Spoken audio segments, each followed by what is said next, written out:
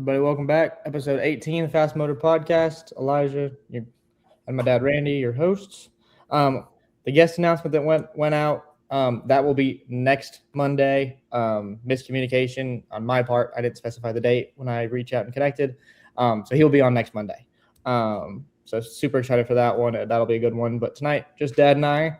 But we got some stuff to talk about, so it's still gonna be fun. Kind of get into weekly racing update, and then there'll be some stuff that we kind of circle back to as well. First up, Battle of Broadway. I finally got to go back to the Nashville Fairgrounds, first time since All-American back in November of last year. So they had the street stocks and the late models. Jamie Seitz won the street stock. The guys I'm making videos for, I've stayed hot. There's 3 of them at Meridian that I made videos for, and they won. Made a video for him, he won. So, hey, if you want a video made, it might be good luck. And then the pro late models, Dawson Sutton made his return with Rackley War, and another victory for him at the Nashville Fairgrounds. The Outlaws were at River Cities. Carson Macedo picked up a win there. High Limit at Lawrenceburg, Rico Abreu got the win.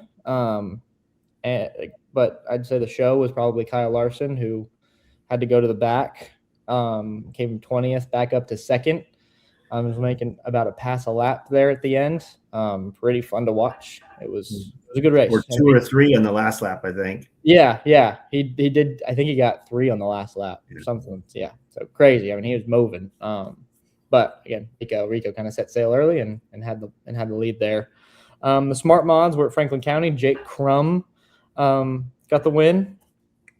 The USAC Corn Belt Clash at Knoxville. Kyle Cummins picked up the win on night 1, and then Brady Bacon on night 2. Not for lack of having to defend anybody though. Briggs Danner was ripping the top at the end. He was fun to watch, but Brady Bacon kind of moved up just in time, and they were pulling so much speed that there was just not much you could do about it. Brady Bacon pretty dang good in a non-wing sprint car in Knoxville. He has a lot of wins there. Narc was at Watsonville. Justin Sanders got another win. He is very hot this year out west. The Ultimate Sprint Car Series at Kern. Caleb Montgomery, 12th to 1st to win because he missed the scales after his heat race. He was going to be in the top 6 invert, but missed the scales, and so penalized, started back to 12th. Didn't matter. Still won. They were on rails. Cars Tour at Langley. Connor Hall, just not uncontested. There was a lot of late restarts, but, I mean, he was dominant. I mean, he was able to pull away. I mean, Landon Lewis battled him on the top best he could, but Connor Hall could drive it in deeper than Landon could and then get off this corner still better. He just knows how to get around that place so well and how to set up that car there. NASCAR Modifieds at Riverhead had a first career win in Mark Stewart. It was his first NASCAR Wheeling Modified Tour victory. So cool for that. High Limit at Butler, Aaron Reitzel got the win after Tanner Thorson broke leading. They had a run in earlier in the week, which we'll talk about a little bit here in a bit. The Cars Tour West at Wenatchee, Dylan Zampa picked up the win. Trucks at Nashville, Lane Riggs would not be denied. They were fast, and he got the win there. O'Reilly at Nashville, the veteran Justin Allgaier picked up another win. And then the Cup race at Nashville, Denny Hamlin got the win with some late restarts there. Toyota's just flexing their muscle yet again. Again, a lot of good racing.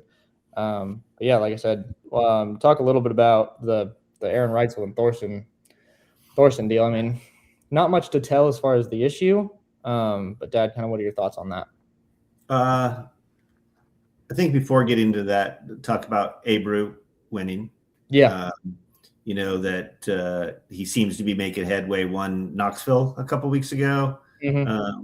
And now to win this, so you see their momentum. And I think he took the point lead at Lawrenceburg. Did he not? And then I'm not sure on that. Back. But he's very close with Reitzel not running the main event and him winning. I know they were talking about it at one point that he might take it, but I don't know that I saw the final points. So you have that battle. I think we have to talk about Larson. Just what he does so well is find speed. Like he I think we see it on all levels. I think we see it obviously in the sprint car, where that driver can just add so much input, and he just found a groove. I mean, he just sat there and I think he spun in that race early. Yeah, he had I think a right rear going down at first, and then spun in the back. And then so he does what it takes to go find a place to run, and he was kind of running a crazy kind of groove where he was cutting down across, and nobody else seemed to be able to do it. So and find speed, which was a lot what you talked about the show that was just fun to watch. And he I think he's doing that in the Cup. I think you can see Hendrick is not great in Cup right now, like with their cars. They're not up there competing with Toyotas. And, Kyle is still the one that's kind of up there finding a way to finish. So he has that momentum. So Tanner, he admits it. Like, I think his quote is, he wasn't even close. Like, he has to take full responsibility. Now, with that said, I don't know how. I don't see that Aaron Reitzel is a guy that is even okay with that. You can apologize all you want. You dumped me. It's coming back. Like, I will, and he came back and won, a couple nights later, but he is a guy that is the old school. And I don't know him. I've never met him. I just follow him. He just feels like he is a racer, old school racer. And he plays by the rules of, you race me that way, I'll race you that way, and I'll do whatever it takes. And I will not be kind the next time we're in that situation. So I think we're yet to see that play out, which is good for us as fans. Right? Rivalries are good. Yeah, rivalries are good. So now it's a fun one. And then, I think overall theme, I think you saw a lot of veterans win. I mean, Brady Bacon back at Knoxville, Danner finding speed and coming, but you saw a veteran win. You saw Allgaier win. You saw Denny win. Like, those guys find a way to win the races. It might not be the fastest throughout the day. Other than Allgaier, I think was pretty dang good all day. Lane Riggs, that was a pass on the last lap. Yeah. I mean, he was catching his teammate, and Raja was out front, and the commentary didn't give him credit that they were going to catch him, and he caught him and had to work real fast and did the job and won. So some cool racing. Yeah, that with the Lane Riggs deal, when they're fast, they are fast. Yeah. Seems like he always has to come from like behind, but yes, they've got some speed for sure. Then kind of back up and talk a little bit about Nashville, because I kind of finally get to go back to the Battle of Broadway. Saw them try some new things on the promotion side. There was I didn't see anything around, but I'm also not in Nashville. But then, like, drive to the track, there was nothing around kind of posted until you actually get to the track. I kind of wish that NASCAR would try and help advertise of like, hey, big race weekend, go watch some local racing at the fairgrounds. But they're not a NASCAR affiliate track, so I don't really know what all the rules and stuff are on that. So I'm not going to fault anybody for that. I would have liked to see it, but I don't know what they can and can't do, contracts, whatever. But I will say they ran the street stock race relatively early. I think it was like 5 o'clock, 5:30. And then as soon as the street stock race got over and they kind of cleared the track, they brought all the pro late model field, which was a field of 21, which is up for what it has been recently. Every car out at the front stretch, and drivers signing autographs, and it was a 45-minute autograph session before the race got going. Think they're listening to us? Maybe they're listening to us. But it was cool. There was not a lot of fans there, unfortunately. But the fans that were had the access to go and meet the drivers, and there's some new drivers out there. So really cool to see them. They're trying. They've got the odds of everything around them stacked against them, but they're trying. And so that was cool to see. And cool to see the car count up a little bit. And the street stock car count, I think they had not everybody ended up starting. There was some mechanical woes going around. But to start the day, cars in the pits, they were like 15 or so, which this early in this kind of early in their season is pretty rare. Usually they're kind of about 10 right now, and then they kind of pick up as they go. So, the car counts are trending upwards there, which is huge. And yeah, like I said, it was cool to see them push some fan engagement a little bit. Yeah, it's great. Yeah, so love seeing that for sure. And then flipping to the Cup side, the Chuck and the O'Reilly had night races, and the Cup race being kind of a night race as well. I thought it was going to be, not that the race was going to be horrible, but I thought it was going to really hurt attendance. Especially I watched the whole thing and it got over, just before midnight here. I thought it was going to hurt attendance. I thought that people weren't going to go because it was late, and that was going to be that. But it didn't look like it did. The crowd looked great. The crowd looked fantastic. Yeah. And I had a peer from work that was there and said it was just amazing. Like, it was just a great vibe, and they had fun, and it was a great night. So it's cool they're reaching those kind of fans. Yeah, for sure.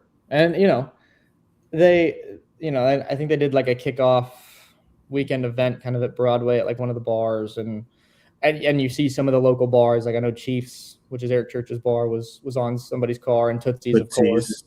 Tootsie's always on. It's cool that the local Nashville ties into this event to make it more of an event. I think you saw the benefits of that. Again, I had my speculations with the race time, but Nashville is a nighttime party town.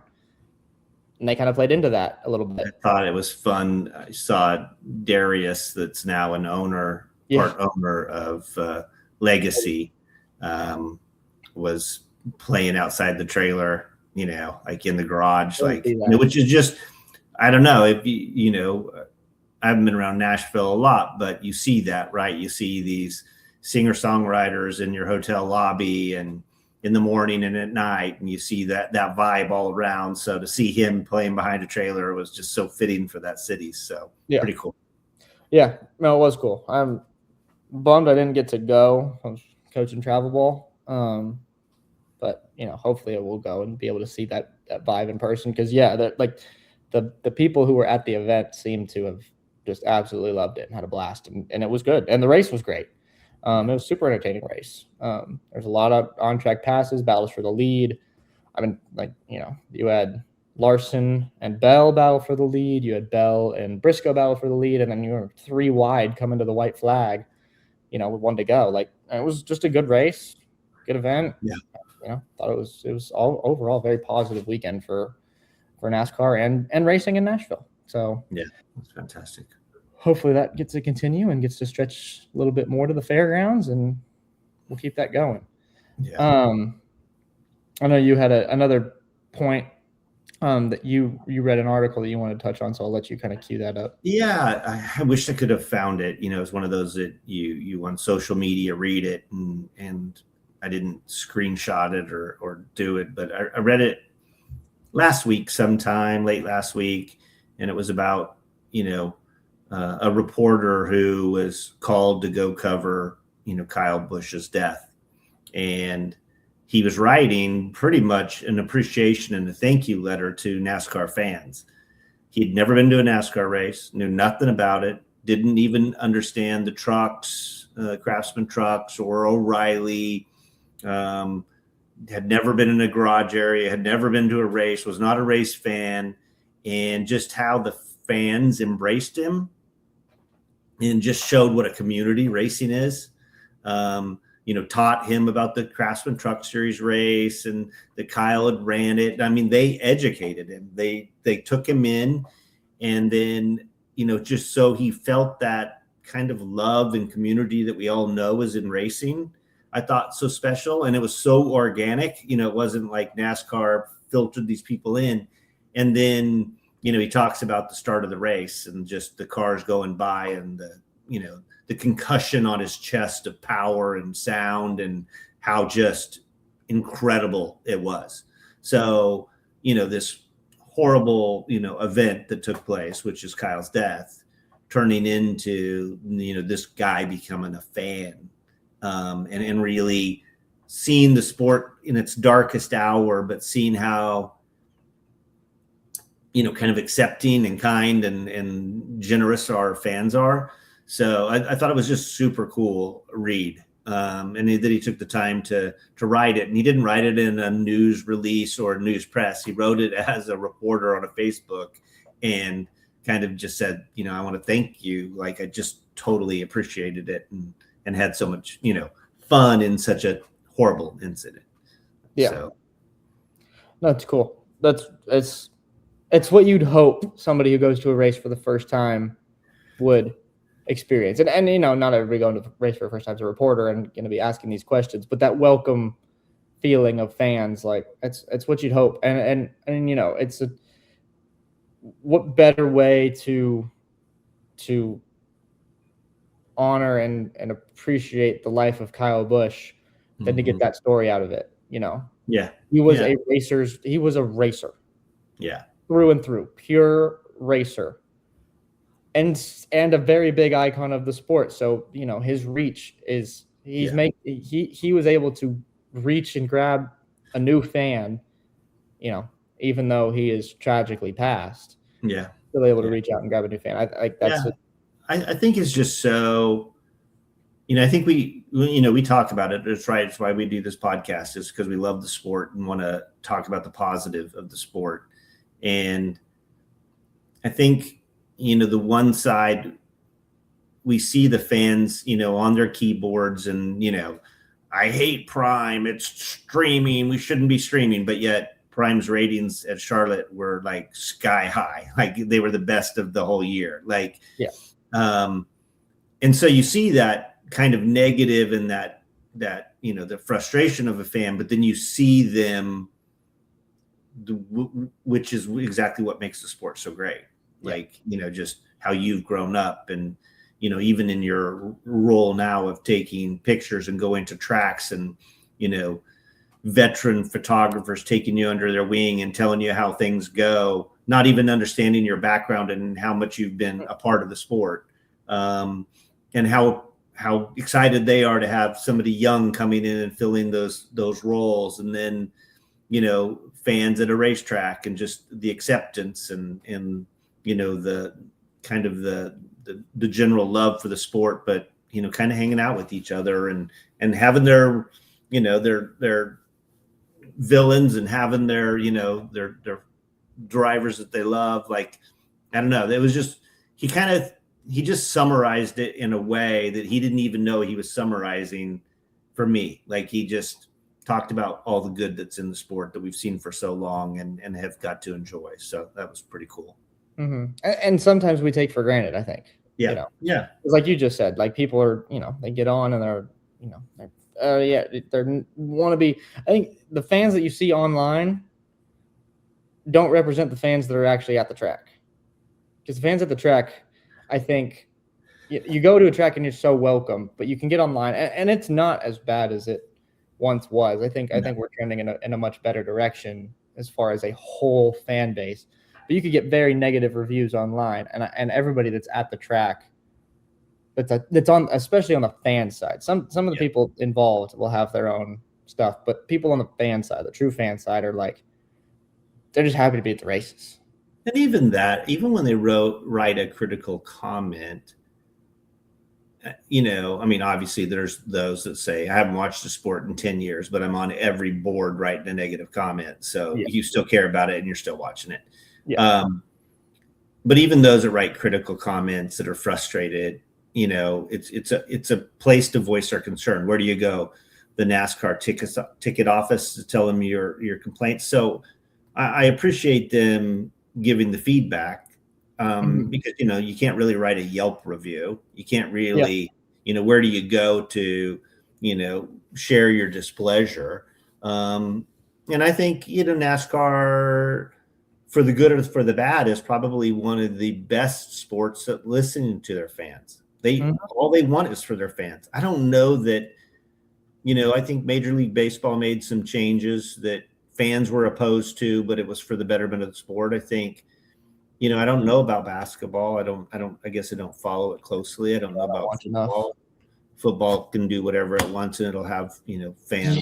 So, but NASCAR cares and always has. And I think it's that there's a, and not just NASCAR, racetracks know that they're fans. Richard Petty taught me years ago, it's all about our fans. And that's just been kind of pushed down through the ranks of drivers and sanctioning bodies forever. So, yep, 100%. It's, you can't have, you don't have a job without the fans. So, yeah, it's amazing. And so I'll kind of use talking about the tracks and pushing down to the lower levels to segue into my next thing that I found interesting. Bowman Gray this week, which I will watch Bowman Gray if it's on because it's sometimes entertaining. But there's so much racing, it's hard to the only track that I will follow and watch even if I'm not there is Meridian.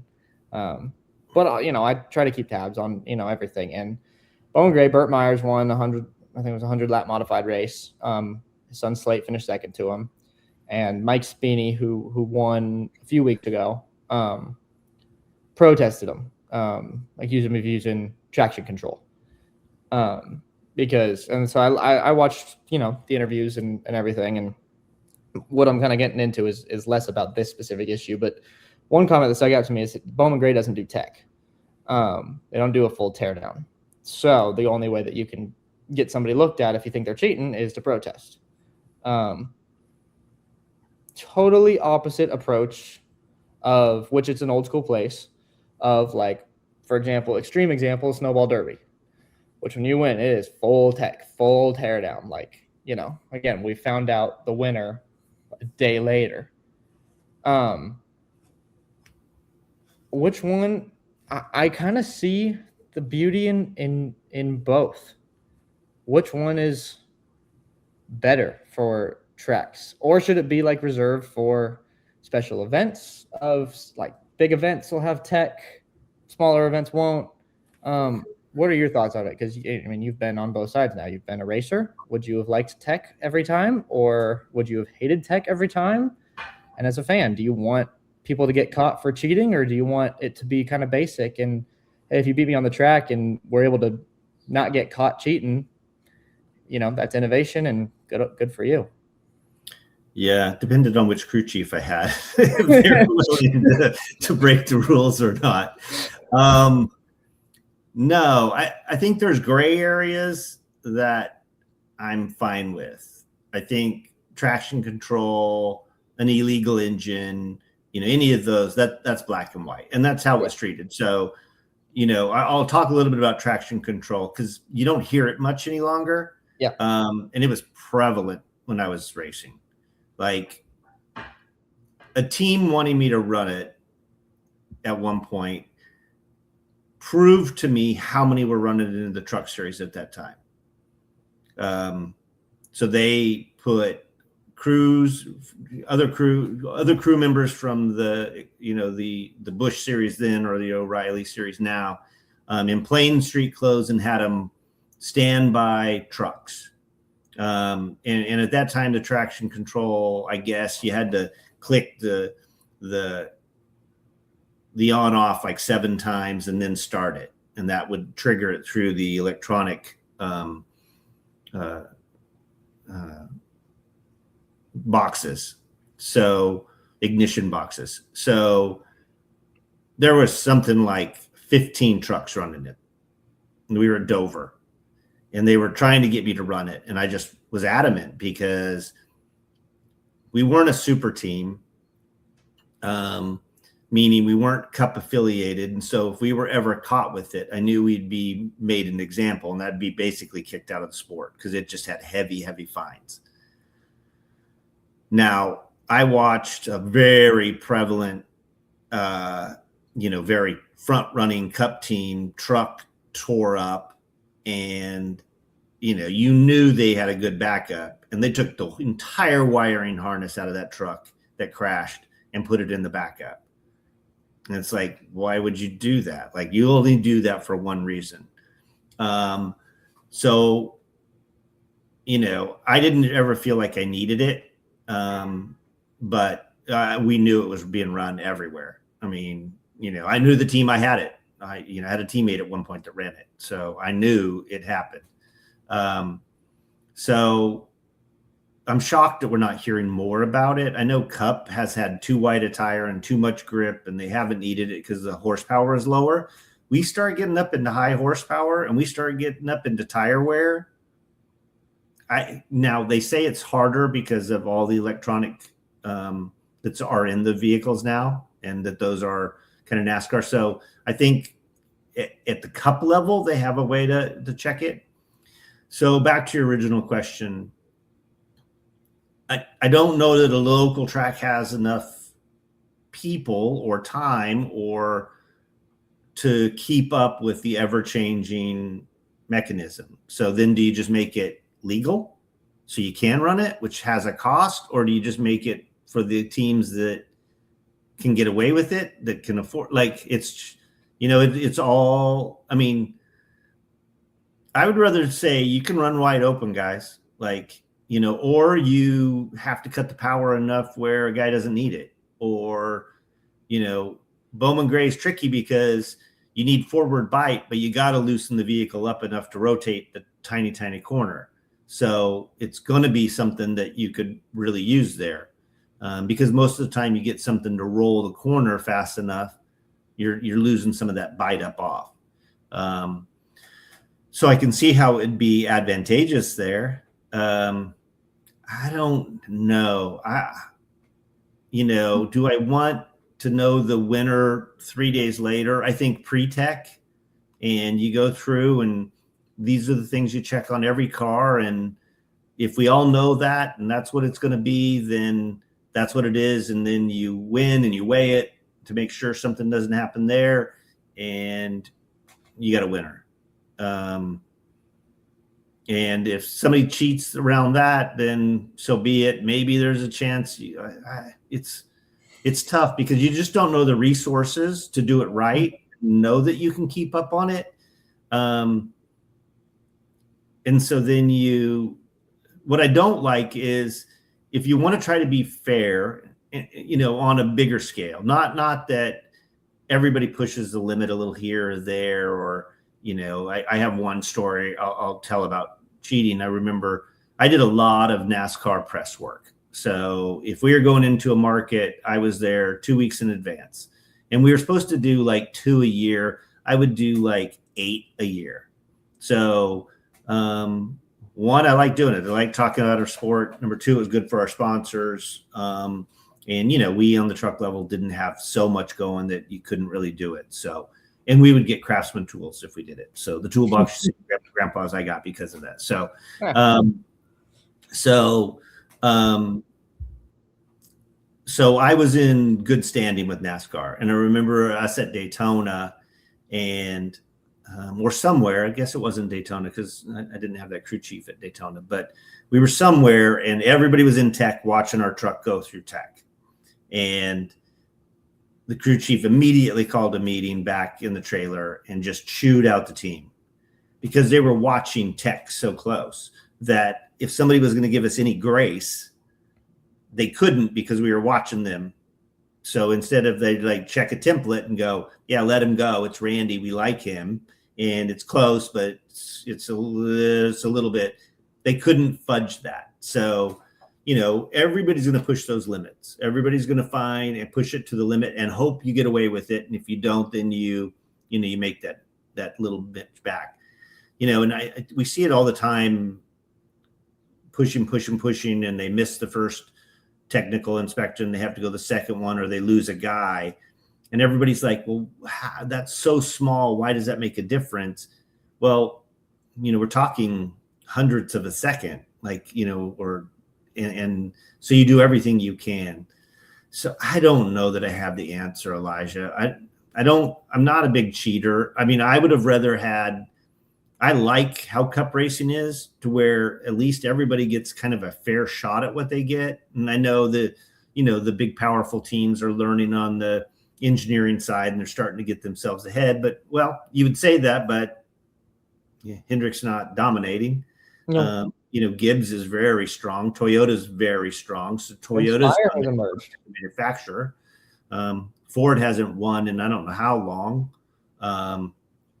Zane Smith is your front running Ford right now, I think, every week. Like he was up front again this week, and it's certainly not Penske or RFK.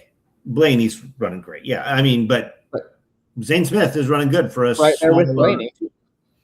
So, as a driver, I would have loved to have that equal equipment. And, and then when you have Dave Fuge, the crew chief, the truck that's on my screensaver, or Gary Showalter, or, some of the guys that I got to work with, that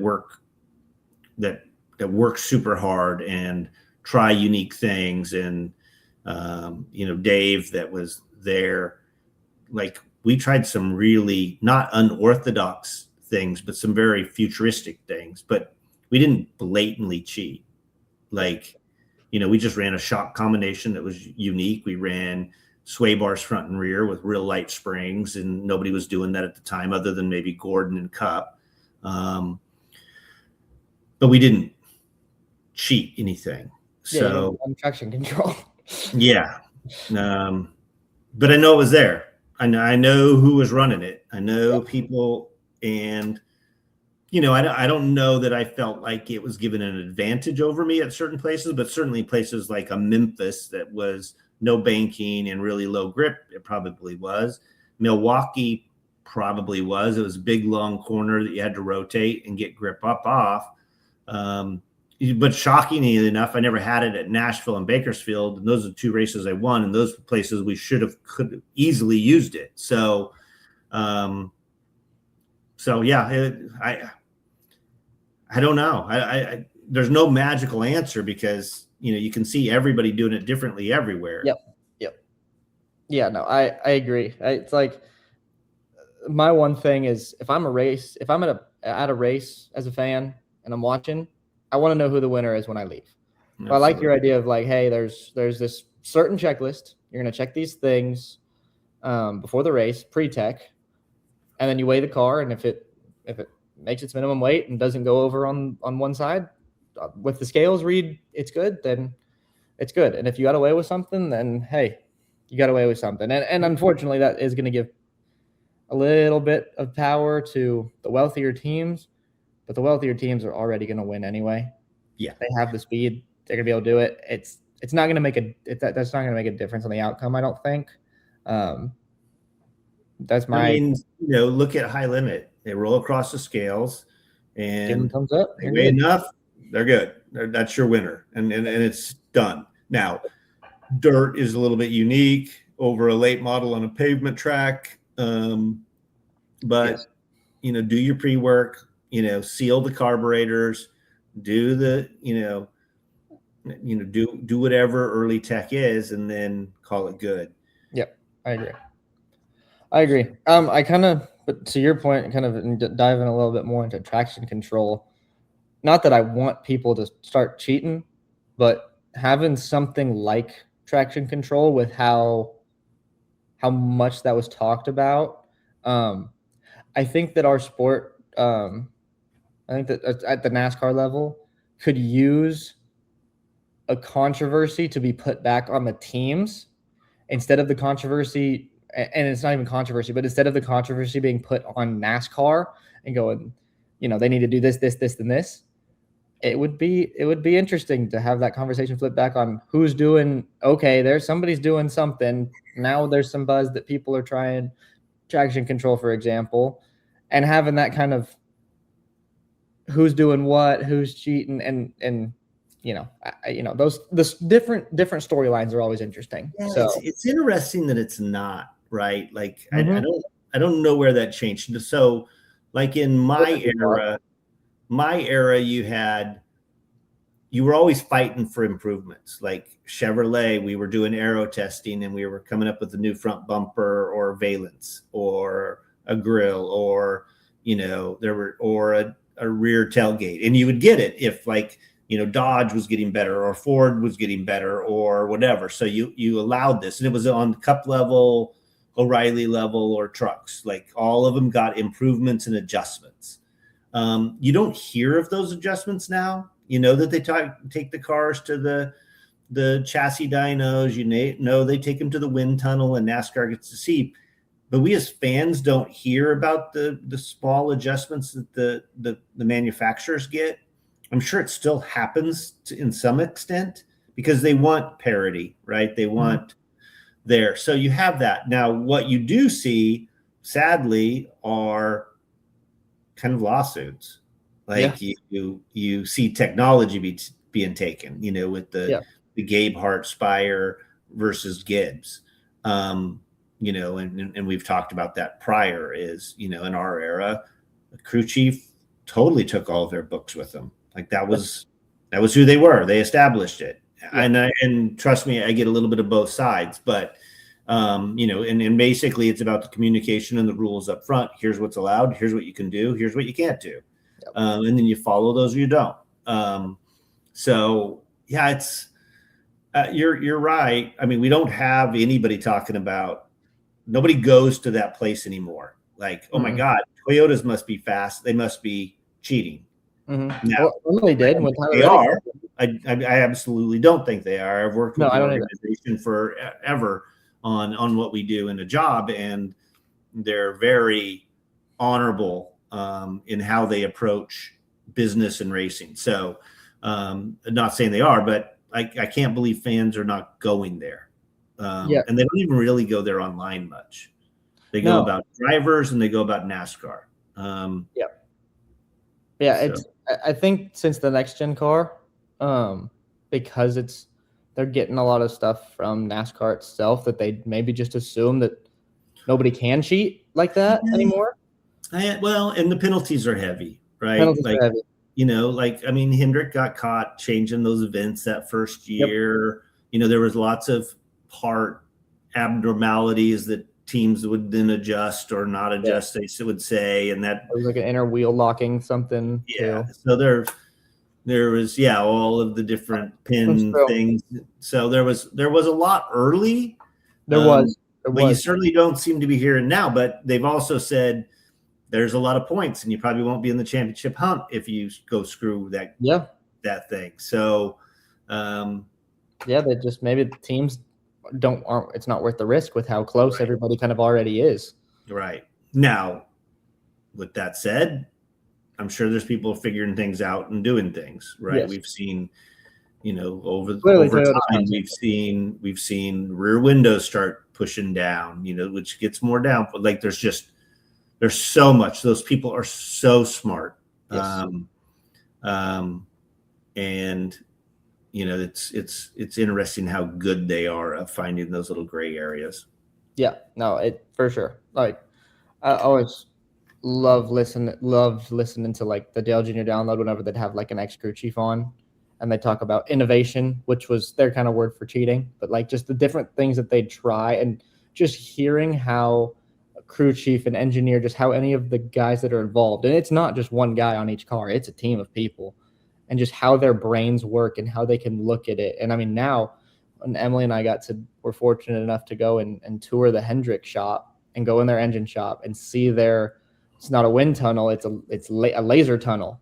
And they can scan down to the 1/64th of an inch on something. And it's like, they're just doing all these like little scans and like getting to see all that stuff and then just hear how people's brains, like it's amazing. Like I would love to hear more coverage, or like I'd love a documentary on crew chiefs in the sport. Of insight and just the little intricacies of things that, me, who doesn't know anything about anything on that side of things, on the technical side, being able to hear how their brains work and what they're looking for and how they test that stuff, it's just fascinating to me. Yeah, and it's just a different era, right? Yeah. I heard the radio the other day. They were talking about the fuel savings on the restrictor plate tracks, not restrictor plate tracks, but the super speedways like Atlanta, Daytona, and Talladega. And the fans were like, "Yeah, but it just needs to be like old." And they're like, "But you can't put that back in a box." Todd Gordon, I think, was the one speaking about it. He's like, "We've learned too much. We know that you would never drive. Like, you would not let the driver go drive like that. Like, we know that final pit stop matters. The final pit stop is where we want our guy out front. And if we can save fuel to that, then that's what we're going to do." Like, they've ran like 100,000 simulations of that race on the computer. So they know the outcome they want and they know how to get there, and they're going to race that way. Yeah. So they're never going back to that. Yeah. And, somebody was talking about stage racing, like, get rid of it. And it's like, do you realize what the teams will use that? If they know that they can go like save X amount of fuel during a race, like, you're going to have, we had it. We were starting to see it in the cup ranks. Mark Martin was really good about it. Like, I'm not going to hold somebody up. I'm going to let them go by because I'm going to be there at the end with them. And racing in the middle of this race is not smart enough for me to lose ground or possible accident when my car's not good. I'm going to dial it in. Now that's all you'd see. Those guys would be told not to race anybody. Get your car right. Spend your time. Let's get ready for that last run. So we would watch 3 hours of doing nothing, because they've learned. And so there's so much of that that's gone on where, Dale Earnhardt just got in a car and drove it hard, and Richard Petty and Jimmy Johnson. And, their strategy, don't get me wrong, but they raced. Now the driver's told how to race. Listen to the spotters. Hey, go high. They're finding speed. Back then, man, you could barely hear a spotter because it was all scratchy and bad. And so you just did what you did, and so you had to go find speed yourself. And that's why some of those drivers are great. Now they have, if you go up on a spotter stand, there's an iPad that has, all of the information. It has the data. It has the TV scanner. Like, you get to see everything. So that spotter is watching that stuff, trying to figure out what best to guide that driver around that track. And there's just so much information that's being fed. So the sport's just changed and evolves. And what was once this story is now a different story, which is entertaining. And we have to learn to appreciate it from a different standpoint, that it's not what it was, so to speak. Meaning, Smokey Unick is not building a car at a smaller scale because now there's too many templates. Or, Gary Nelson's not putting 20 some feet of fuel line in because, we can get away with that. Like, that just isn't happening. But what some of those guys are doing is kind of equivalent. It's just in a modern way. And we just don't know what the stories are yet. Yeah, exactly. So you're spot on. The sport's changed so much.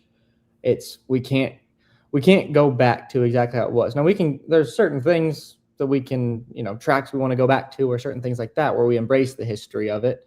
But the racing and the cars and the drivers and how a race is approached from a whole team, from pit stops to the driver, to the spotter, to the crew chief and the setup, has all changed so much that I think, trying to get back to where it used to be is a fool's errand. And quite honestly, watching it from a purely fan perspective and an excitement level, it's as exciting as ever.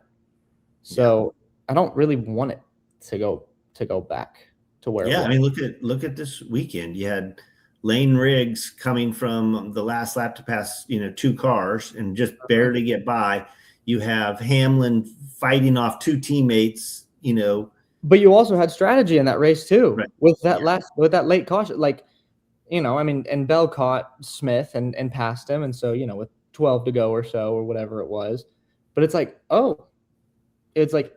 it looked like he was going to pass them, but there's still that uncertainty of like, well, they're trying to stretch it. Like, what's going to happen? And you have these alternate strategies still that are, he's saving fuel and saving tires, and they're trying to make it. And there's so many different aspects that are going on in these races that, I think the product is great. And like, there's so much that can be appreciated about it. And again, like I said earlier, I think we're trending in a good direction where we are starting to appreciate it better for what it is. And,